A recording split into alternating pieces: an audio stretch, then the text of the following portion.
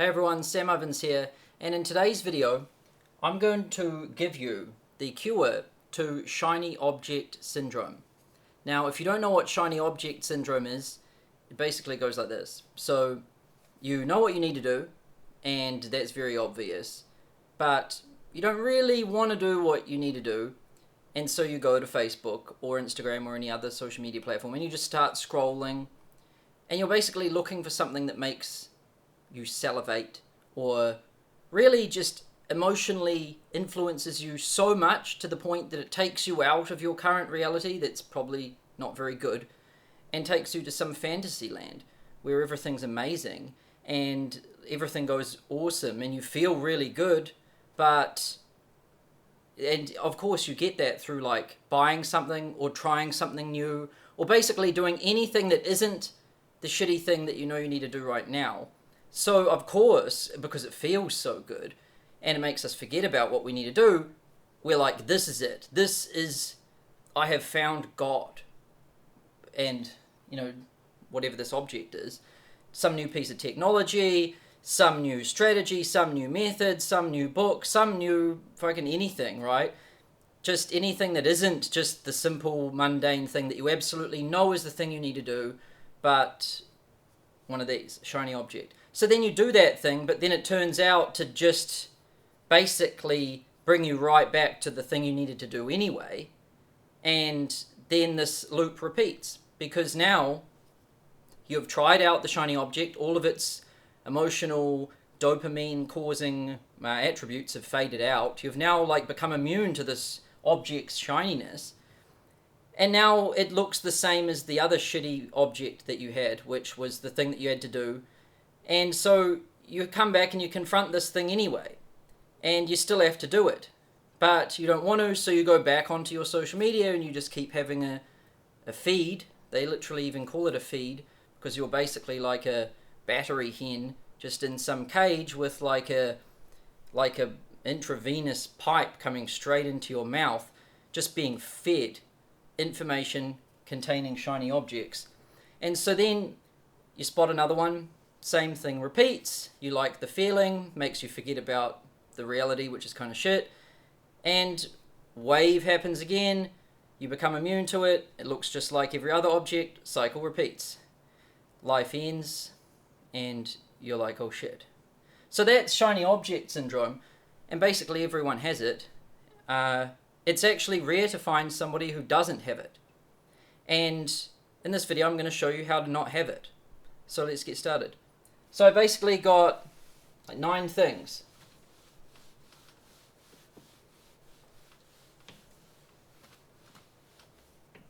And the first one, now what have we got, is to invert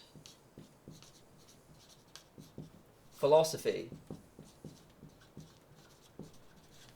So it all really begins with philosophy, like everything. And if you want to see it cool, this is kind of off topic, but if you want to see something cool, go to Wikipedia and find anything on Wikipedia. I don't care if it's a damn armadillo or like something to do with Russia or just anything, right? Any page on Wikipedia, and click the second link in each description, and just keep clicking the second link in every single description and just see where it takes you. And I know where it'll take you. You'll end up on one page. Philosophy. Doesn't matter where you go in the Wikipedia tree, you're going to land in philosophy. That's the root of everything. So, of course, we're going to begin with philosophy because everything starts from there. And really, when you want to stop suffering with shiny object syndrome, you need to invert your philosophy, because most people live with this philosophy that new is good and old is bad, and if it's really popular, it's good, and if pretty much everyone knows about it and it's not that hypey, it's bad, right? That's what most people live with. That's a very, very simplistic way of saying it, but you basically want to turn that thing upside down. You want to think new is bad, and you want to think that old is good, and you also want to think that popular is dangerous and most probably wrong, and unpopular is like probably good, right?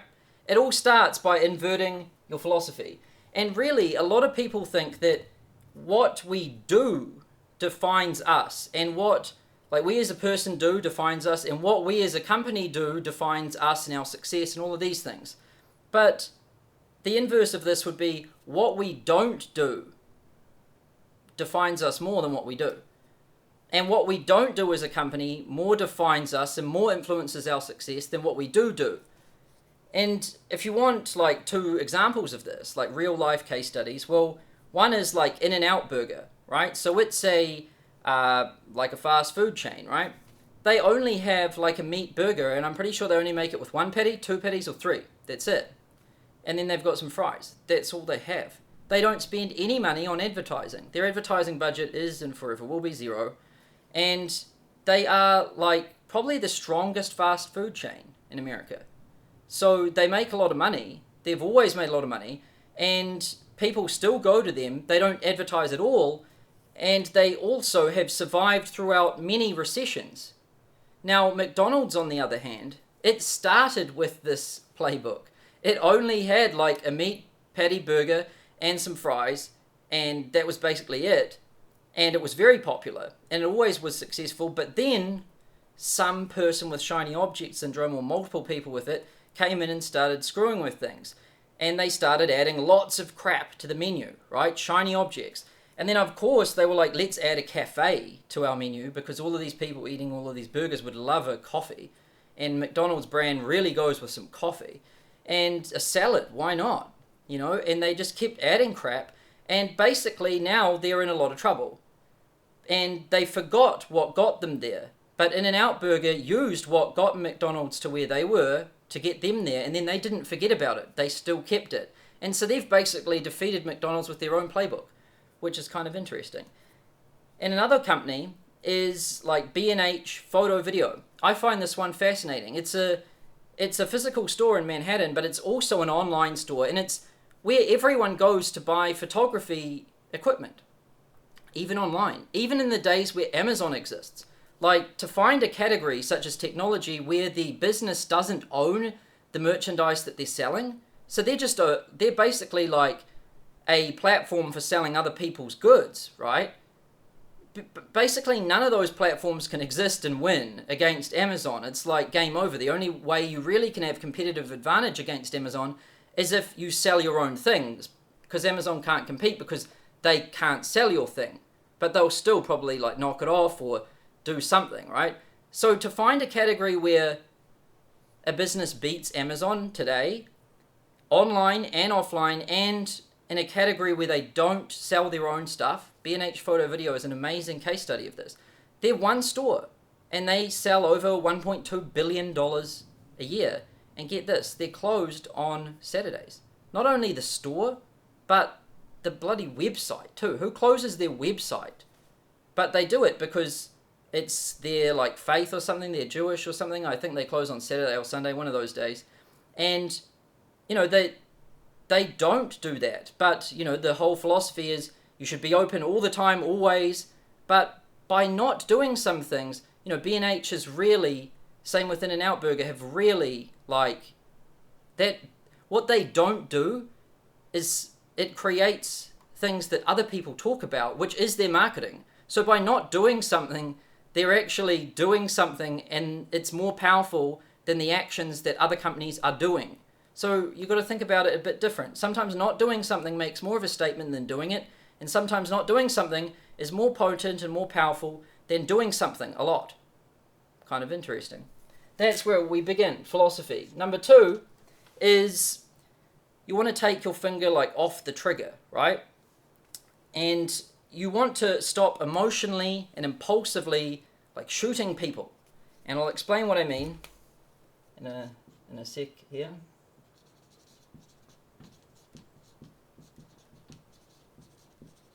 So, most people, just reading my note.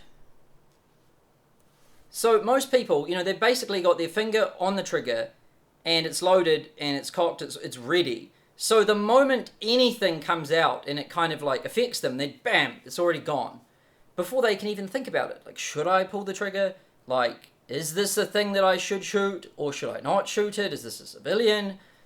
Right? They basically just fire. That's what most people are like. This is like impulsiveness, right? And to do that, you need to do something that is life-changing, quite honestly. The moment I could do this is the moment that, like, everything changed. And what you need to be able to do is take yourself from within your thoughts and within your emotions, and you need to, like, break yourself off and view yourself from, like, the third person. So you can do this when you're not in an intense situation, and you'll probably be able to do it. It's another thing to do it when you're in the middle of some heat, right? But imagine yourself right now just in the third person. So, like, I'm sure you've played a video game before, and you're looking down at, like, this person, you're behind them, and you can basically control them and make them go where you want them to go, right? So if you can view yourself like that in your situation, and then you ask yourself, hey, what am I, like, thinking? What am I feeling? And if there's a strange thought pattern that happens, catch it and then trace it back up the tree and be like, how the hell did I get here? Or that caused that caused that caused that. And then dismiss it and basically cut off the branch of that thought. And then you start to be able to, like, control yourself as if you're separate from yourself, right? This takes some skill and some practice. It's one thing to do it in a calm situation. It's another thing to do it in the middle of pressure and fear and anxiety and, like, impulsive kind of intense emotion. But when you're, like, going through your feed, or when you're talking to people, or when you're just living and going through life, right? Things happen. Like, someone might come to you and just start really hyping something up to you and making it sound like this thing is the most amazing thing ever. And if you're really impulsive, you'll just think, I'm doing this now. I don't care about anything. I'm just going to do this, right? That's, like, very impulsive behavior. And what you want to do is just, when you feel those emotions and thoughts going through your head, you want to stop. Don't act. Whatever you do, don't pull the trigger. And then just view yourself from the third person and think, like, is this the right thing to do? Like, I know where I'm trying to go in the long term. Is this decision the right thing to do?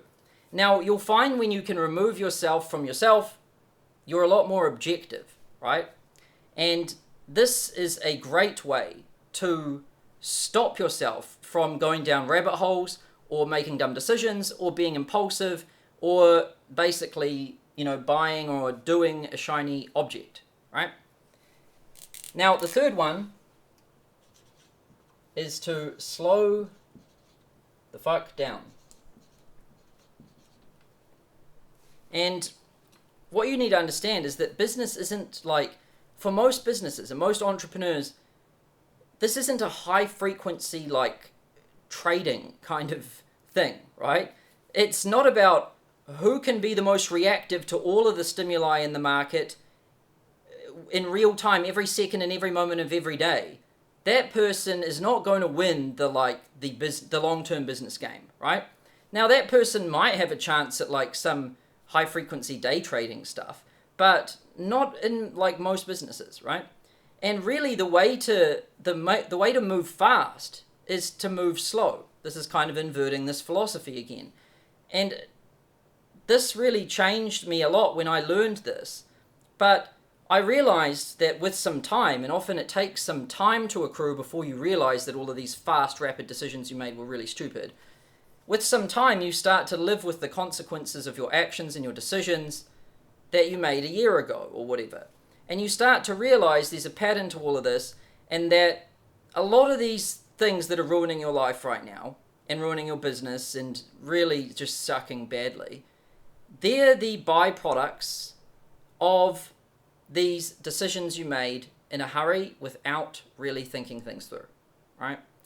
And so, of course, it sounds like you might think that if you're in business or whatever, that you should make decisions rapidly and move through everything rapidly, right? But really, you want to slow down a bit, and you want to limit the number of decisions you have to make, because then you can think about them more carefully, right? So you want to do less stuff, and you want to simplify the hell out of your life and your business and everything. And then you really want to take your finger off the trigger, view yourself objectively in the third person, and just slow down. Like, take some time to make some decisions, right? Especially if these decisions are going to be hard to undo or cause some downstream effects in the second, third, fourth order.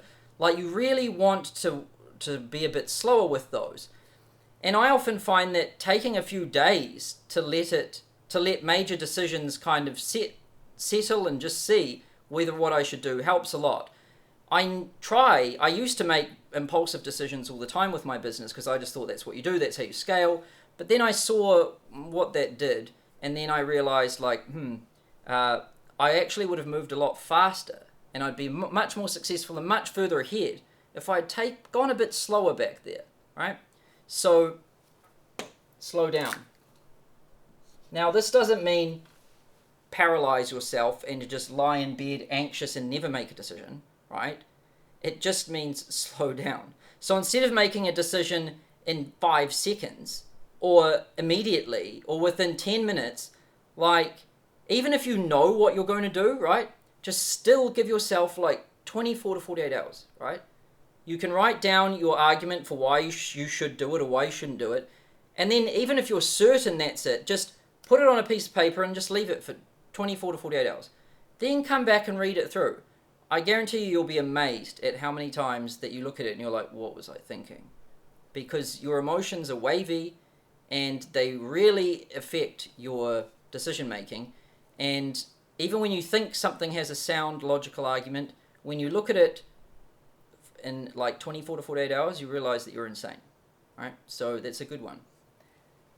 Now, the fourth one is let universe scream at you. What's that? Well, this is a cool one.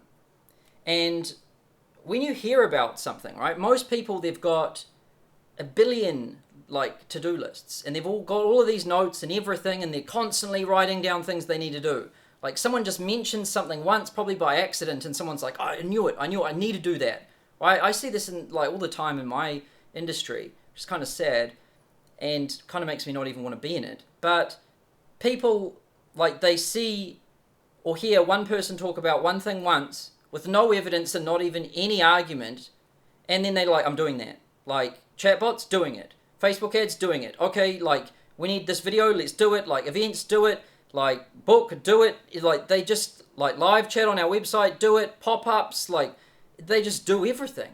Even if they hear it once. It's craziness, right? And remember that what we don't do more defines us than what we do. And sometimes not doing something makes more of a statement and makes more like of an effect than doing something a lot. So let the universe scream at you. What does it mean? Well, instead of like writing down everything that you are ever told or ever see or ever think about, try just not writing it down. Like, if you really need to do something, like, pick up someone like tomorrow at 3 o'clock, or if you need to, like, pay rent at this time or pay bill, right? Those things you should still have a to-do list for, because we know we need to do those ones, okay? But I'm talking more about like ideas about what you're going to do. So like, should I do this funnel? Should I do this type of website? Should I start this business? Or should I change my product or my service or my pricing? Or should I make some other kind of change that isn't a to-do list item that needs to be done? Don't write those ones down. Like, just try this out. I see people all the time, they ask me, like at my events and things, they're like, Sam, what do you use for writing down all your ideas? And I'm like, dude, I don't write them down. I just let it go. Because the truth is that if something's really important, it will keep popping up. It'll keep coming back, it'll keep popping up, and it will start to get angry, and it will be like, the universe will basically start to scream at you right in front of your face that you need to do this thing.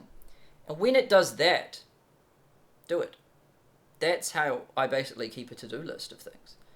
I basically wait until, like, I'm aware of a lot of these things, like that I should do or am contemplating doing, but I typically don't get around to doing it unless it's just screaming at me, because at that point I know that it's something I should do, right?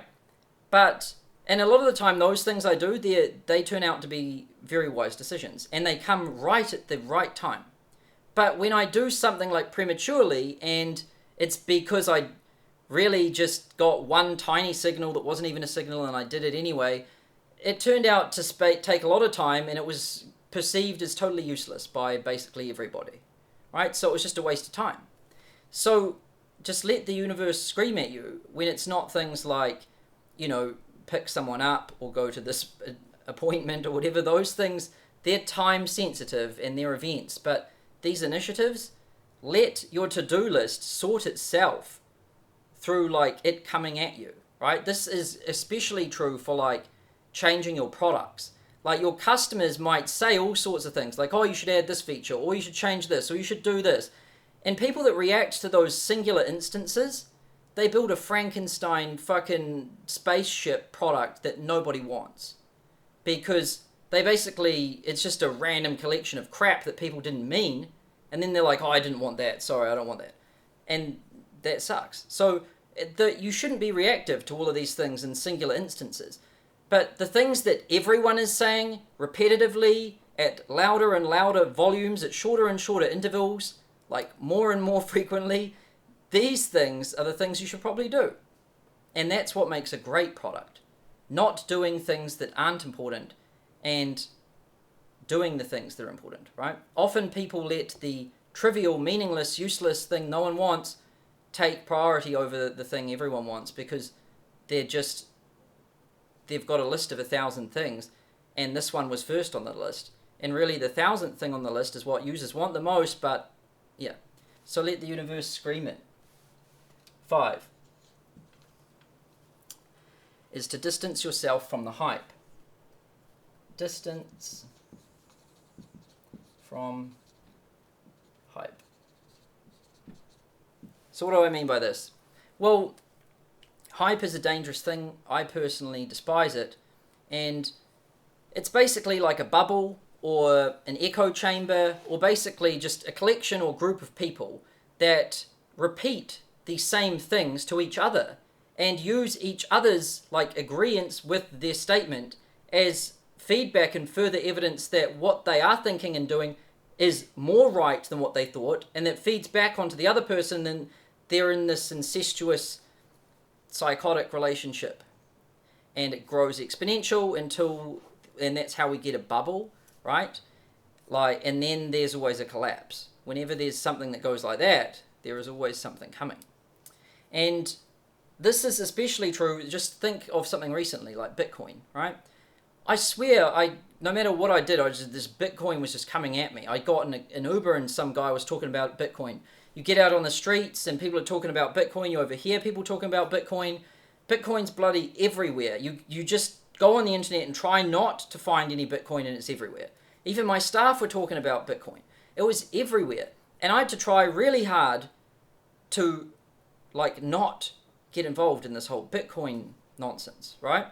And so you have to distance yourself from the hype and be wary of it. But sometimes you can do this physically. So Warren Buffett's a perfect example. Warren Buffett has his office in Omaha, and that's in the middle of nowhere, right? You would think Warren Buffett, okay, that guy's in business, so he might be in New York, or he might be in Silicon Valley or something, right? Surely you want to be where all the action is. No. And when people have asked Buffett why he chose there, he says he wants to be out of the noise. He says he wants to be out of the chaos. Because when you're in the hype machine, you're susceptible to groupthink and extremely popular delusions and the madness of the crowd, right? And this is a bad thing. Quite often the best investors are the ones that are outsiders, and they have unconventional thinking, and they're contrarians. And that requires discipline, and it requires being separate from the hype. And so this is the exact reason why Peter Thiel left Silicon Valley and moved to LA as well. And so when I was making a decision about where I was going to live, I was like, New York's too intense. San Francisco, has been basically it's gone well past its curve. I mean, Silicon Valley was popular in its infancy because it was cheap and counterculture, and it had a diverse range of opinions and beliefs. And now it's the most expensive place ever, and it's an echo chamber. Everyone shares the exact same opinion, and if you speak out against it, they'll like bite your head off. So it's become the inverse of what it once was, yet everyone still believes it is what it has been, which is kind of crazy. So that's why I chose LA, but not only LA, but El Segundo, because it's cheap there. And it's still close enough to these hot places like LA and San Francisco to get good talent. And it's got a good climate. And it's got these things. It's close enough to these things to be able to get the benefits, but it's not within these things, so it doesn't get the cons. It has like Florida prices in California, and it's probably a better location for employees than the main city hubs, and your rent's probably going to be probably 6 times less than San Francisco or Santa Monica or LA or something. So distance from the hype, very important. Now, 6, regain your sanity. Now, quite often when I'm thinking about doing something that is related to a shiny object, I feel very impulsive, and I feel like I'm about to pull the trigger on something, and I'm like, all right, this I've been here before. This is a dangerous place.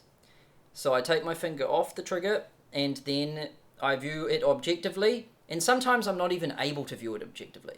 If I try to go out there in that third person and view myself like that, if I fail to do that and I just get sucked back into the intensity of the moment, then I know that I am probably sleep deprived, or these emotions is so intense that I definitely need to get out, right? So when you want to regain your sanity, nothing beats that. Nothing is better for regaining sanity than sleep. If you sleep deprive yourself, you'll actually go a bit crazy, and your intelligence gets reduced significantly. So getting 8 hours of sleep, or taking a day off, I take 1 day off a week on Sunday, and I would work that day if I actually thought I'd be more productive and get more stuff done. But I find 1 day off a week makes me more objective about what I should do, because it's not so much a game of doing the most. It's more a game of doing the right things well. So that 1 day off helps me regain clarity and objectivity about what I should do. It does take some time away, so it probably reduces my overall ability to do, but my choice of what to do is more of a force multiplier on this equation than the linear additive of just more time input, right? So I can influence the outcome of this in a much more powerful way by still working hard but taking 1 day off to make sure my choices of what I'm doing are more objective and more clear, right? And also taking a vacation, that can help a lot.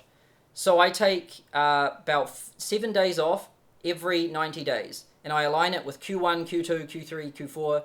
That's a great way to do it. So I'm basically doing sprints of 90 days in business, and I plan initiatives for each quarter and for each year, and then I take 7 days off. It's also very good if you work long hours and you want to have a wife that isn't angry at you, then it's also very helpful. Now, what else have we got? 7, cross-pollinate your sources.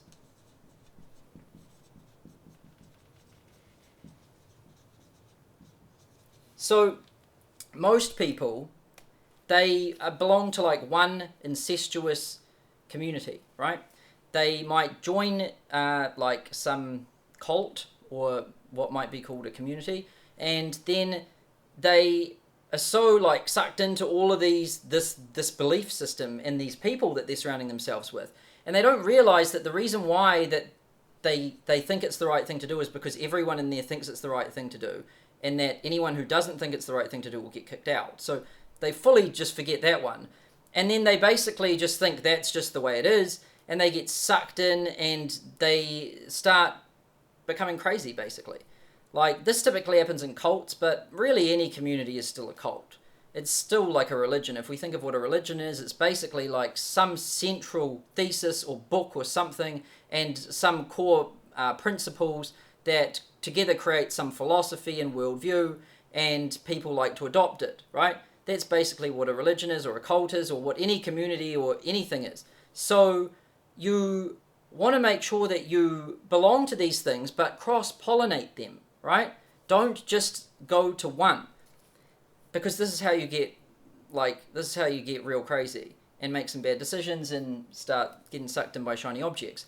So if you're like, I see this badly in like digital marketing and funnel people and all of these, like they get so sucked into marketing that they think the only thing that matters is marketing, right?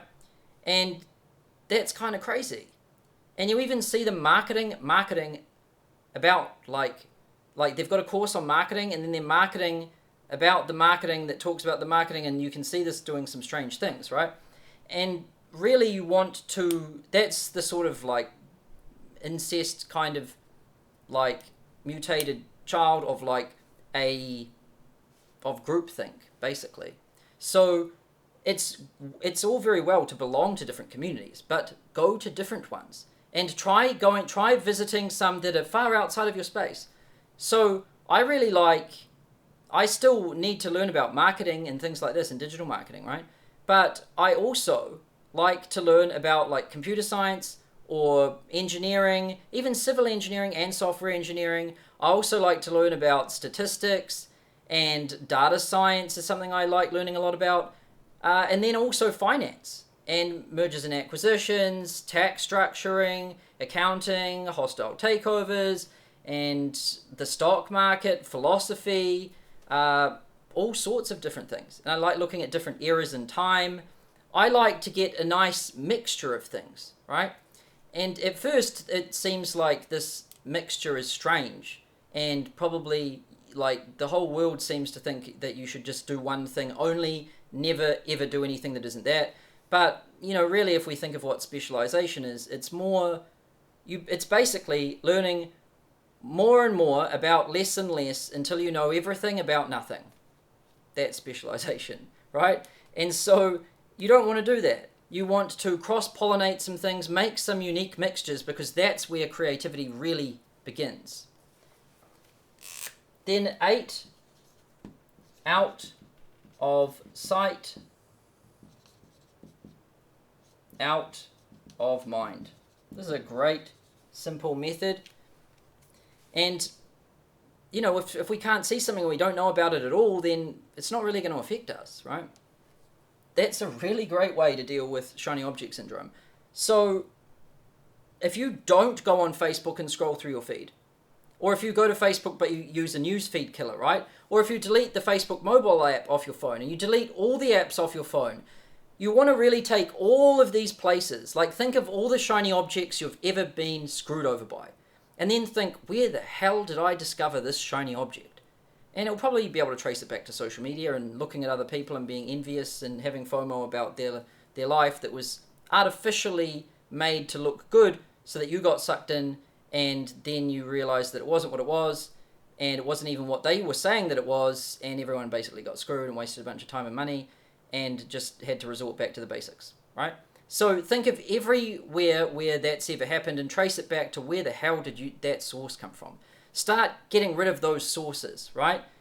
And out of sight, out of mind, it's a great way to, like, I don't watch the news, I'm not on anyone's emails list, I don't follow anybody, and I don't really go to any conferences or events, and I basically just stay the hell out of all of these places where there's a lot of shiny objects and hype and groupthink, and I try to just watch things from a little bit of a distance, right? And when when I'm quite objectively sure that something is the right thing to do, I'll do it. And I'll do it pretty fucking intensely. And I'll probably do it to the end, right? I'll really do it. When I find something that really works, I will just unleash hell on it. But I'm very selective and slow about the things that I will do. And so I tend to watch things from a distance, and only when I know it's the right thing to do, I'll just unleash on it. But I barely do anything which is kind of like, that's how I have the energy and resources and focus to do that when I find the thing. So that's a way that you can reduce shiny objectness, if that's even a thing, by getting it out of sight. And then the 9th one, which is our final one today, is focus on value. Now, when assessing something, you always want to think, like, what is the value? So this was pretty simple. Like, in the book by Benjamin Graham called The Intelligent Investor, which is like the book that inspired like Warren Buffett. And Warren Buffett was actually in Benjamin Graham's class at college. He's influenced him so much, he even says this like openly and publicly, that, you know, this is where Warren Buffett learned his paradigm and his worldview. This even influenced, like, if you read Amazon's letters to shareholders by Bezos, or Google's letters to shareholders by Larry and Sergey, they even state clearly that Benjamin Graham created their financial worldview.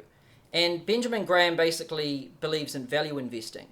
And he has a powerful statement that I'll never forget, where he says that in the short term, the market is a voting machine. But in the long term, the market is a weighing machine. And what he means by that is, in the short term, things will always swing with popularity and fashion, right? Opinion, basically, perception. Like, everyone thinks this is the thing to do, or this is the hot thing, and then it creates all this hype, and then that creates more hype, right? But then eventually, like, so in the short term, if you are only planning to make a short-term win, then you should absolutely play with this hype thing. But long term, it's always weighing. And everybody and every company and everything will always get weighed. It's just inevitable. And what you want to think is, how do I build something? Or how do I become someone that wants to be weighed? Not voted, weighed. Because these are very different things. If you're somebody that wants to be voted, then you're very short-term optimized.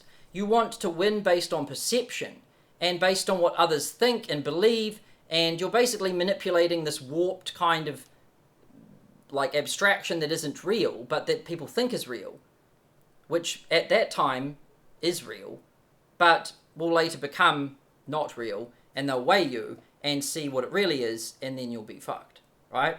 So that happens to companies all the time. It happened to Bitcoin. It happens to basically every bubble in the world ever, and every great delusion, like Theranos and her big, whatever you call that, scam, whatever. And so, if you look at these, the common pattern is that these people focused on perception. But if you look at cases where they've built really great, long-lasting value, often the perception in the beginning was bad, and people thought, hey, this is like stupid, and they got ridiculed, and they didn't care. They just knew that they would get weighed eventually. And so when you're making a decision, focus on value. Think, in the long term, how will this be weighed?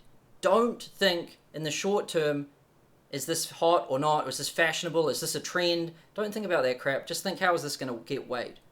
And make your decisions based on what it's going to be when it's weighed. Focus on value. So that's it for today's video. How to not get screwed over by shiny objects by 1. Inverting your philosophy. 2. Finger off the trigger. 3. Slow down. 4. Let the universe scream at you. 5. Distance from hype. 6. Regain your sanity. 7. Cross-pollinate sources. 8. Out of sight, out of mind. And 9. Focus on value and weighing things. So that's it for today's video. If you liked it, click that like button and then click that subscribe button, because I release a video like this once a week on a Tuesday. And if you like this one, you'll probably like some other ones. And let me know what you thought in the comments. I look at them and I get feedback from it, and that influences what videos I might make. So do it. Thanks for watching. See you soon.